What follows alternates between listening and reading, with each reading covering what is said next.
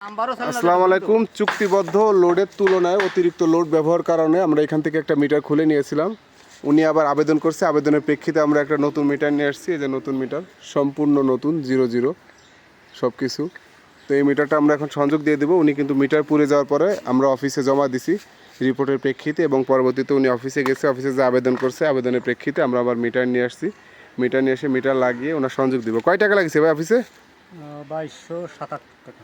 অফিসে যে কি বিদ্যুৎ বিল পরিশোধ ছিল আপনার? আগে ছিল পরিশোধ বিদ্যুৎ বিল? পরিশোধ আগের দিন শোধ করেছিলাম, প্রথম বিদ্যুৎ বিল আর কি পরিশোধ ছিল নাকি?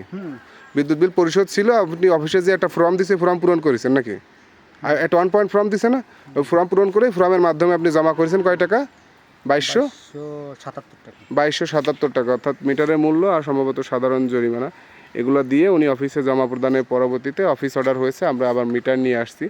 ওনার মিটার দিয়ে আমরা সংযোগ প্রদান করে ওই যে ওনার সিঙ্গেল ফেজ রাইস মিল এটা চালু হবে ইনশাল্লাহ। তো যাদের মিটার এরকম চুক্তিবদ্ধ লোডের তুলনায় অতিরিক্ত লোড ব্যবহার করার কারণে পুড়ে যাবে, তাদের কিন্তু এরকম জরিমানা দিতে হবে। তাই অবশ্যই সতর্কভাবে যতটুকু আপনাদের চুক্তিবদ্ধ লোড নেওয়া ততটুকুই ব্যবহার করুন। প্রয়োজনে মিটারে পাঞ্চ বাতিটি আছে, এখানে আপনারা চাপ দিয়ে দেখবেন কত কিলো লোড ব্যবহার করলেন।